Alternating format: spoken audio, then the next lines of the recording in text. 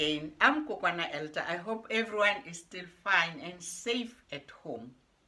Today, I just want to encourage every parent to talk to their children, their own experiences of life, whatever you have experienced, because sometimes you find your children go through some things that you have been through as well. And then you feel, oh, if I have told them my story, maybe this and this wouldn't have happened. You see, I know sometimes it's hard for us parents to just talk about our stories, especially if the experience was very bad. So that is why today I feel I should discuss or just have a chat about this, and of course maybe tell my little story. This is my story. I was still a young girl, I had just finished my training, or maybe I was still a student nurse, around 1982, somewhere there. And then I was on holiday. I had to go to a place called East London in South Africa to see my boyfriend. I was living in Mpumalanga. So going to East London, I had to take a train from Akonok to Germiston. Germiston is a city in Johannesburg. So I had to take a train to Germiston, and then from Germiston you have to connect to East London, right? So that was my first trip, long trip in life. I was like adventurous. I want to go there, right? So I arranged everything. I told my boyfriend, he explained to me how to get there, and everything was fine. And then I got into a train. Voila! It was a weekend. When I get to Jamestown, only to find that I arrived there sometimes in the evening, only to find that the train has been cancelled for that evening to arrive in East London in the morning. So I was told that the next train that will be available will be in the morning, 7 o'clock. And I'm like, so Mpumalanga is too far to go. Where will I go?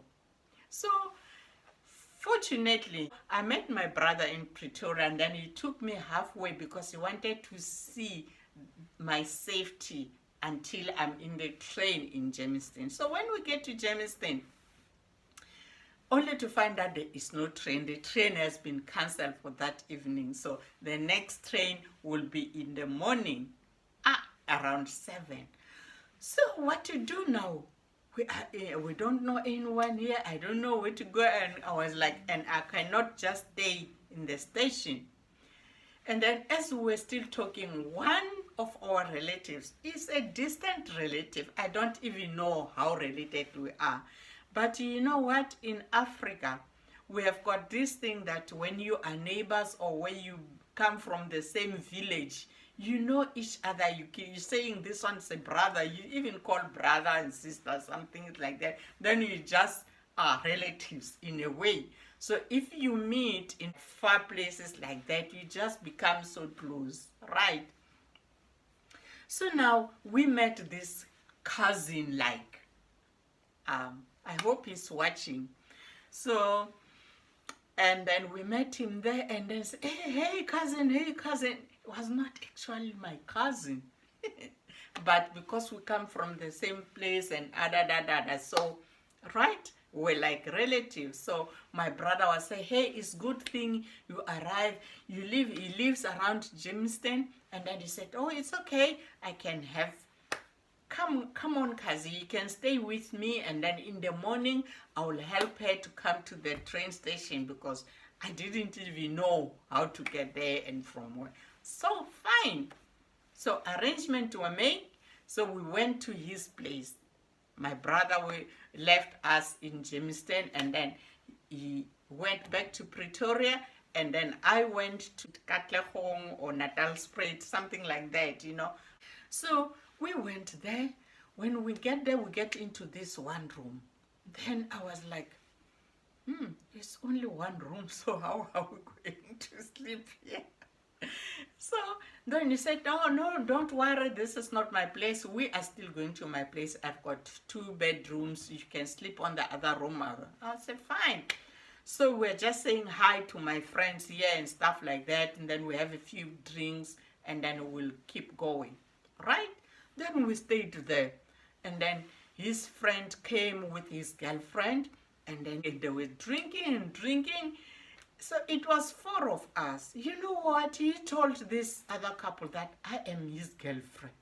Oh, I was like, yeah.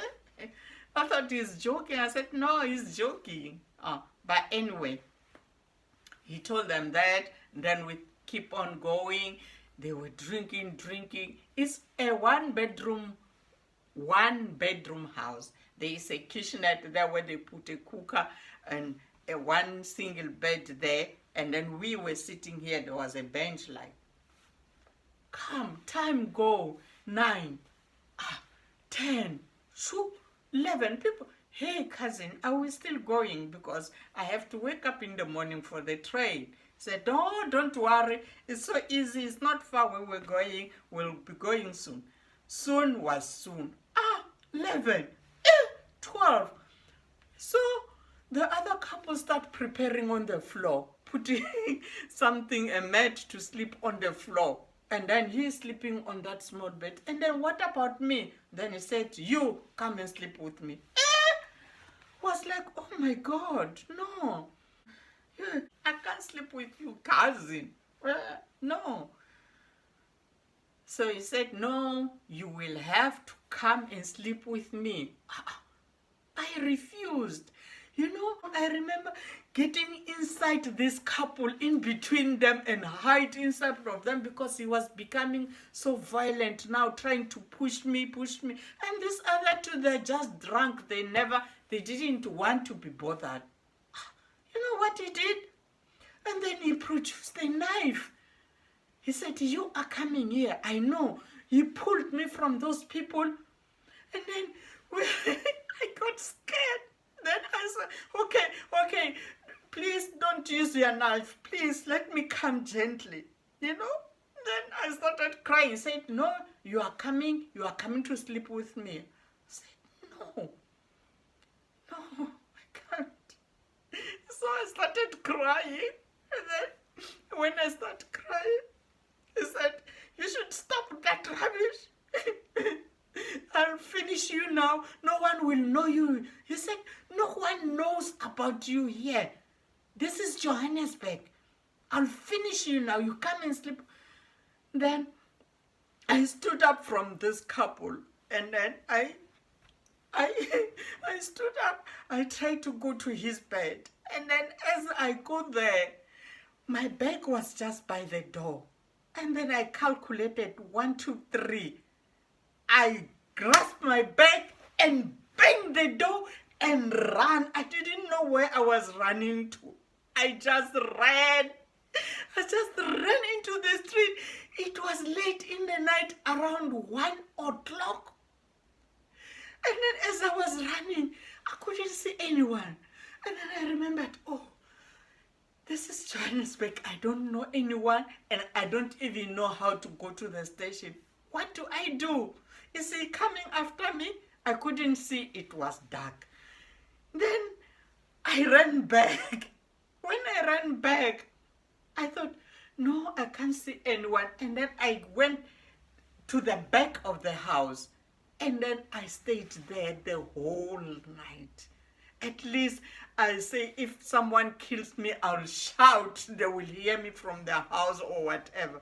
And then I stayed there the whole night. It was so cold in Johannesburg, June. I stayed there freezing. So early in the morning, I think it was around 4 or 5. And then I look around. Then I found a tap of water. Then I washed myself in the tap.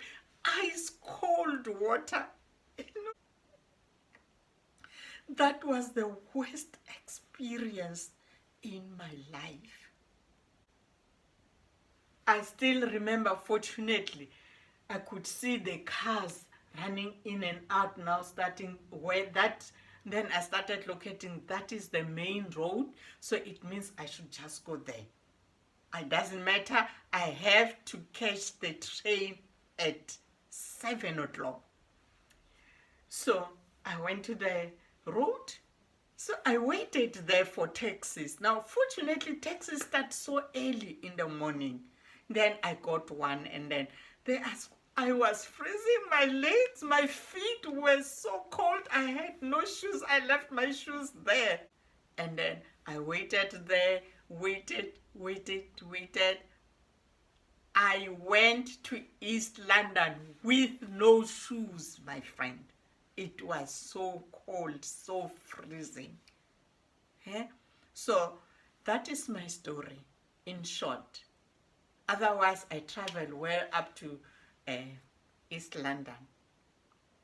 So I've survived other stories as well in my life. This is one of them. So I realized that if I survived this one, and I had 2 or 3 of them, similar stories. So I was thinking, how many other women out there in similar situation who have experienced that? How many boys, young girls, grandparents, others even got raped out there who have experienced similar situation from their friends, from teachers, from any other person who has got authority over them. Or maybe your friend. People like taking advantage.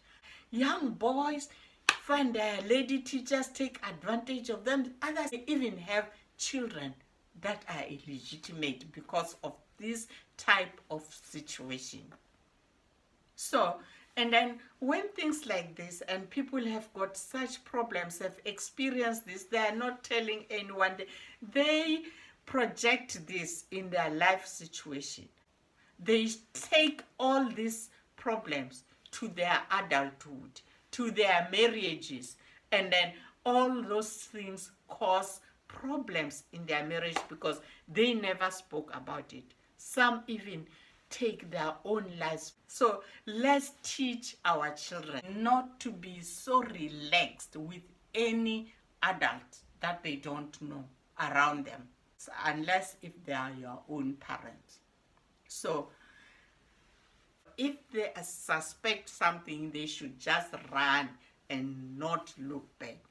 Let's talk about it so that we can try to avoid the situation from happening to others or to our loved ones again and again. Stay blessed and stay tuned. Bye for now.